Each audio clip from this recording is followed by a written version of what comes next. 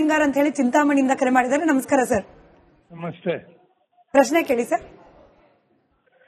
ಇಲ್ಲ, ನಮ್ದು ಕನ್ಯಾ ರಾಶಿ, ಹಸ್ತ ನಕ್ಷತ್ರ, ಕನ್ಯಾ ರಾಶಿ. ನಮ್ ಭವಿಷ್ಯ ಹೆಂಗಿದೆ ನಾನು? ಆಯ್ತು ಗುರು. ಕನ್ಯಾ ರಾಶಿಗೆ ಅಧಿಪತಿ ಬುದ್ಧಿಕಾರಕನಾದಂತಹ ಬುಧ. ಹೊಸ ವರ್ಷ ಪ್ರಾರಂಭ ಆಗಬೇಕಾದ್ರೆ ಅವನು ಯಾವ ಸ್ಥಿತಿಯಲ್ಲಿ ಇದ್ದಾನೆ ಅನ್ನತಕ್ಕಂಥದ್ದು ನೋಡು. ಕೇಂದ್ರದಲ್ಲಿ ಇದ್ದಾನೆ, ವಕ್ರಿಯಾಗಿ 4 ಗ್ರಹಗಳ ಕೂಟ ನಿರ್ಮಾಣ ಆಗಿದೆ.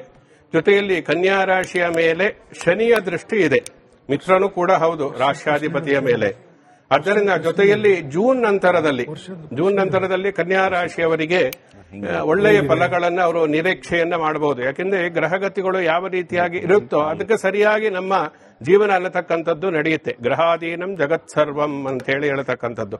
ಆದ್ದರಿಂದ ಒಂದೊಂದೇ ರಾಶಿಯವರಿಗೂ ಕೂಡ ಅವರದ್ದೇ ಆದಂತಹ ಗ್ರಹಗಳ ಒಂದು ಚಲನೆಗೆ ಅನುಸಾರವಾಗಿ ನಭೋಮಂಡಲದಲ್ಲಿ ಆಗತಕ್ಕಂತಹ ಗ್ರಹಗತಿಗಳು ಏನು ಬದಲಾವಣೆ ಆಗುತ್ತೆ ಅದಕ್ಕೆ ಸರಿಯಾಗಿ ಪ್ರಕೃತಿಯ ಅವಿಭಾಜ್ಯ ಅಂಗವಾದಂತಹ ನಮ್ಮ ಮನುಷ್ಯರ ಮೇಲೆಯೂ ಕೂಡ ಅದು ವಿಶೇಷವಾದಂತಹ ಪರಿಣಾಮವನ್ನು ಬೀರುವುದರಿಂದ ಈ ಗ್ರಹಗತಿಗಳನ್ನು ತಿಳಿದುಕೊಳ್ಳತಕ್ಕಂತಹ ಉದ್ದೇಶ ಏನು ಅಂದ್ರೆ ನಮ್ಮ ಜೀವನ ಹೇಗಿರುತ್ತೆ, ಯಾವ ದಾರಿಯಲ್ಲಿ ಹೋಗಬೇಕು, ಯಾವ ಮಾರ್ಗದರ್ಶನ ತೆಗೆದುಕೊಂಡು ಹೋಗಬೇಕು ಅನ್ನತಕ್ಕಂಥದ್ದೇ ಇದರ ಉದ್ದೇಶವೇ ಹೊರತು ನಾವೇನು ಹೇಳಿ ಹೆದರಿಸ್ತಕ್ಕಂಥದ್ದು ಅಲ್ಲ. ಆದ್ದರಿಂದ ನಿಮಗೆ 2026 ಏನಿದೆ ಅದು ನಿಮಗೆ ಸಂತಸವನ್ನ ತರತಕ್ಕಂತಹ ವರ್ಷ ಅಂತ ಹೇಳಿ ಹೇಳಬಹುದು. ಯಾವುದೇ ಆದ್ರೂ ಕೂಡ ತಕ್ಷಣ ಫಲ ಕೊಡಲ್ಲ. ಒಂದು ಗಿಡ ಹಾಕಿದ್ರೆ ಫಲ ಬರುವವರೆಗೆ ನಾವು ವೇಟ್ ಮಾಡಲೇಬೇಕು. ಅದೇ ರೀತಿ ಜೂನ್ ನಂತರದಲ್ಲಿ ನಿಮಗೆ ಒಳ್ಳೆಯ ಫಲಗಳನ್ನ ನೀವು ನಿರೀಕ್ಷೆಯನ್ನ ಮಾಡಬಹುದು. ಯಾವುದಕ್ಕೂ ವೆಂಕಟೇಶನನ್ನ ವಿಶೇಷವಾಗಿ ಪ್ರಾರ್ಥಿಸತಕ್ಕಂಥದ್ದು, ಪ್ರತಿನಿತ್ಯವೂ ಕೂಡ ವಿಷ್ಣು ಸಹಸ್ರನಾಮವನ್ನ ಪಠಿಸತಕ್ಕಂಥದ್ದು ಇದೆಯಲ್ಲ, ಇದೆಲ್ಲ ನೆಗೆಟಿವಿಟಿಯನ್ನ ಎಲ್ಲ ನಿವಾರಣೆ ಮಾಡಿ ಏನೇ ಕಷ್ಟಗಳಿದ್ರೂ ಅದನ್ನ ಪರಿಹಾರ ಮಾಡುತ್ತೆ. ಶುಭವಾಗಲಿ. ಗುರುಗಳೇ, ಈಗ ವೈಯಕ್ತಿಕವಾಗಿ ಎಲ್ರಿಗೂ ಅವರವ್ರ ರಾಶಿ ಭವಿಷ್ಯ ತಿಳ್ಕೊಳ್ಬೇಕು ಅನ್ನೋ ಕುತೂಹಲ ಇದ್ದೇ ಇರುತ್ತೆ. ಕರೆ ಬಂದಾಗ ಅದನ್ನು ಸ್ವೀಕಾರ ಮಾಡೋಣ. ಬಟ್ ಹರೀಶ್ ಕಶ್ಯಪ್ ಗುರುಗಳೇ, ನನಗಿರೋ ಕುತೂಹಲ ಈ ರೀಕ್ಯಾಪ್ ಅಂತ ಮಾಡ್ತೀವಿ ನಾವು ಪ್ರತಿ ವರ್ಷ ಮುಗಿದು ಹೊಸ ವರ್ಷ ಬರುವಾಗ ಹೇಗಿತ್ತು ಹಿಂದಿನ ವರ್ಷ ಅಂತ ಹೇಳಿ. ನಮ್ಮ ಭಾರತದ ದೃಷ್ಟಿಯಲ್ಲಿ ಇಟ್ಕೊಂಡು ನೋಡೋದಾದ್ರೆ, ಅದರಲ್ಲೂ ಸನಾತನ ಸಂಸ್ಕೃತಿ ದೃಷ್ಟಿಯಲ್ಲಿ ಇಟ್ಕೊಂಡು ನೋಡೋದಾದ್ರೆ 2025 ಅನೇಕ ಅದ್ಭುತಗಳು. ಕುಂಭಮೇಳ ಆಯಿತು, ರಾಮ ಜನ್ಮಭೂಮಿಯಲ್ಲಿ ಅಯೋಧ್ಯೆಯ ರಾಮ ಮಂದಿರದಲ್ಲಿ ಪ್ರಾಣ ಪ್ರತಿಷ್ಠೆ ಆಯಿತು. ಇಂಥ ಅನೇಕ ಮಹತ್ತರವಾದ ಘಟನೆಗಳು ನಡೆದಿತ್ತು. 2026 ಕೂಡ ಇಂಥದ್ದೇನಾದ್ರೂ ನಾವು ನಿರೀಕ್ಷೆ ಮಾಡಬಹುದಾ ಅಂತ ಹೇಳಿ. ಮುಂಚಿನ ಪ್ರೋಗ್ರಾಂಗಳಲ್ಲಿ ಹೇಳಿದ್ದೇನೆ, ನಮ್ಮ ರಾಮ ಜನ್ಮಭೂಮಿ ಕಾರ್ಯಕ್ರಮದಲ್ಲೂ ಲೈವ್ ಆಗಿ ಹೇಳಿದ್ದೀನಿ.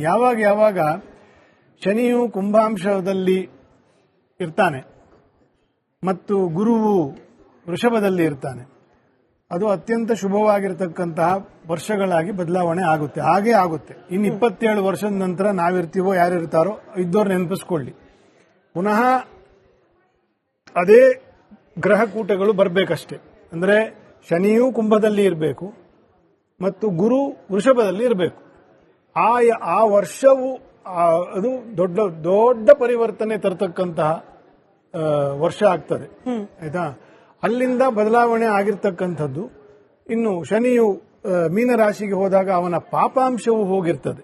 ಅಂದ್ರೆ ಸ್ವಕ್ಷೇತ್ರದಲ್ಲಿ ಪಾಪಗ್ರಹರು ಅತ್ಯಂತ ಪಾಪರು, ನೋಡ್ಲಿಕ್ಕೆ ಬಹಳ ಯೋಗಕಾರಕರಾಗಿರ್ತಾರೆ. ರಾಜಕಾರಣಿಗಳ ತರ ಹೆಸರು ಹೇಳಲ್ಲ ನಾನು, ಆಯ್ತಾ? ನೋಡ್ಲಿಕ್ಕೆ ಯೋಗಕಾರಕರ ತರ ಇರ್ತಾರೆ, ಮಾಡಬಾರದು ಮಾಡಿಸ್ತಾರೆ. ಸರಿ, ಆಯ್ತಾ? ಹಾಗೆ ಪಾಪಗ್ರಹರು ಸ್ವಕ್ಷೇತ್ರದಲ್ಲಿ ಇದ್ದಾಗ ಅವರು ಅತ್ಯಧಿಕವಾಗಿರ್ತಕ್ಕಂಥ ಪಾಪವನ್ನು ಬೆಳೆಸ್ತಾರೆ. ಅದಕ್ಕೆ ವಿರುದ್ಧವಾಗಿ ಪರಮ ಪುಣ್ಯಗ್ರಹನಾಗಿರ್ತಕ್ಕಂಥ ಗುರುವು ಮೇಷದ 24 ಅಂಶದಿಂದ ಆಚೆಯೋ, ವೃಷಭವೋ, ಮಿಥುನವೋ, ಈಗ ಬರ್ತಾ ಇರತಕ್ಕಂತಹ ಮಿಥುನ ಮತ್ತು ಸಿಂಹವೋ, ಈ ರೀತಿ ಗುರುವಿನ ಬಲಿಷ್ಠತೆಯೂ ಇರಬೇಕು. ಈ ಗುರುವಿನ ಬಲಿಷ್ಠತೆ ಇರ್ತಕ್ಕಂಥ ವರ್ಷದಲ್ಲಿ ಈಗ ನಾವಿರೋದ್ರಿಂದ ನೀವು ಹೇಳಿದಂತೆ ಇನ್ನು ಕಾಶಿಯ ಒಂದು ಏನು ಕೇಸ್ ಏನು ಜ್ಞಾನವಾಪಿ ಕೇಸ್ ಏನಿದೆ ಅದು ನಮ್ಮ ಪರವಾಗಿ, ಹಿಂದೂಗಳ ಪರವಾಗಿ ಆಗಿ ಅದು ನಮ್ಮ ಕೈ ಸೇರ್ತಕ್ಕಂತಹ ವಿಷಯವೂ ಆಗ್ತದೆ. ಮಥುರಾ ನಮ್ಮ ಪರವಾಗಿ ಆಗ್ತದೆ. ಇನ್ನೂ ಒಂದು ಕೇಸ್ ಮಾಡ್ತಾ ಇದ್ದಾರೆ, ಅದು ಹೆಚ್ಚು ಹೆಸರಿಗೆ ಬರ್ತಾ ಇಲ್ಲ. ಅದು ಕೃಷ್ಣೇಶ್ವರ, ಮಹಾರಾಷ್ಟ್ರ. ಅದು ಮಸೀದಿಯ ಗೋಡೆಯ ಪಕ್ಕದಿಂದಲೇ ನಾವು ನಮ್ಮ ಕರ್ಮದಿಂದ ಹೋಗಬೇಕು. ಆಯ್ತಾ? ಸೊ ಇದು ಕೂಡ ಆಗ್ತಕ್ಕಂತಹ ಒಂದು ವಿಶೇಷ ಪ್ರಯತ್ನಗಳು ನಡೀತಾ ಇದೆ. ಅದಕ್ಕೆಲ್ಲ ಫಲವು ಬರ್ತದೆ.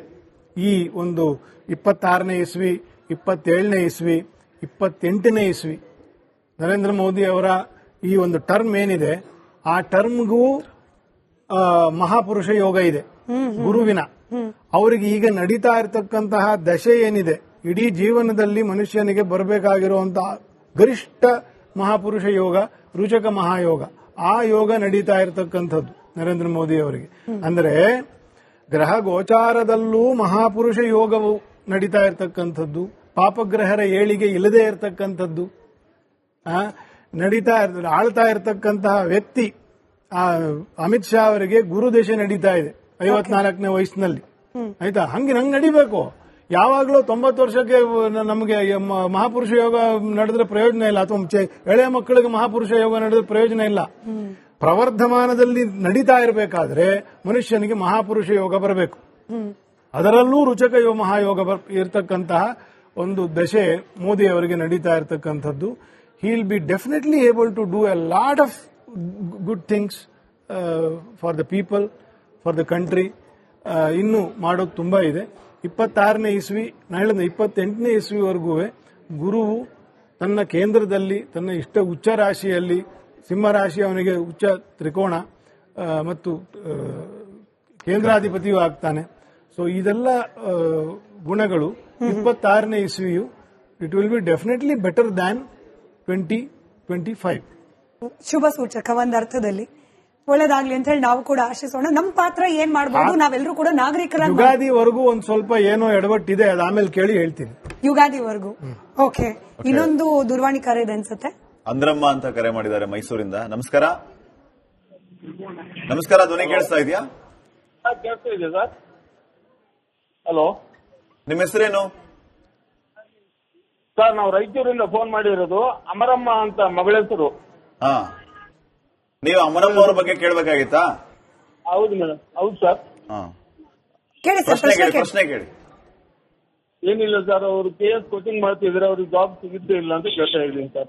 ಸರ್, ಮೊದಲನೇದಾಗಿ ನಮ್ಮಿಬ್ಬರ ಕಡೆಯಿಂದ ಆಲ್ ದಿ ಬೆಸ್ಟ್ ಸರ್. ಅದಾದ್ಮೇಲೆ ಗುರುಗಳಿದ್ದಾರೆ, ಹೇಳ್ತಾರೆ. ರಾಶಿ ಏನಾದ್ರೂ ಇದ್ರೆ ಹೇಳಿ.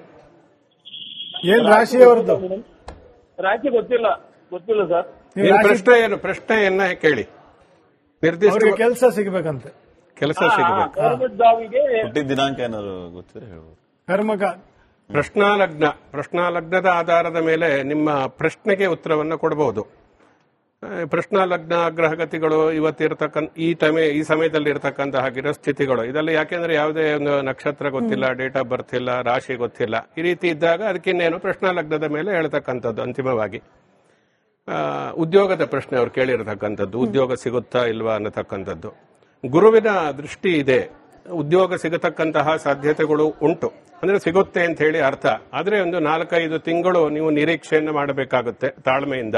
ಜೊತೆಯಲ್ಲಿ ನಿಮ್ಮ ಎಫರ್ಟ್, ಪುರುಷ ಪ್ರಯತ್ನ ಅನ್ನತಕ್ಕಂಥ ತುಂಬಾ ಮುಖ್ಯ. ಅದನ್ನು ಕೂಡ ಮಾಡಿ ಈಶ್ವರನ ವಿಶೇಷವಾಗಿ ಪ್ರಾರ್ಥಿಸತಕ್ಕಂಥದ್ದು, ಈಶ್ವರನ ದೇವಾಲಯದಲ್ಲಿ ಪೂಜೆ, ಅಭಿಷೇಕ ಇವುಗಳನ್ನು ಮಾಡತಕ್ಕಂಥದ್ದು. ಇದನ್ನು ಅನುಸರಿಸಿಕೊಂಡು ದೈವಿಕವಾದಂತಹ ಶಕ್ತಿಯು ಕೂಡ ಸಹಕಾರಿಯಾದಾಗ ನಿಮ್ಮ ಪ್ರಯತ್ನಕ್ಕೆ ಸರಿಯಾಗಿರತಕ್ಕಂತಹ ಪ್ರತಿಫಲ ಶೀಘ್ರದಲ್ಲಿ ಸಿಗುತ್ತೆ. ಅದರಿಂದ ಈ ವರ್ಷದಲ್ಲಿ ನಿಮಗೆ ಕೆಲಸ ಸಿಗತಕ್ಕಂತಹ ಸಾಧ್ಯತೆಗಳು ಇದೆ. ಈಶ್ವರನನ್ನೇ ವಿಶೇಷವಾಗಿ ಆರಾಧಿಸಿ ಒಳ್ಳೆಯದಾಗುತ್ತೆ.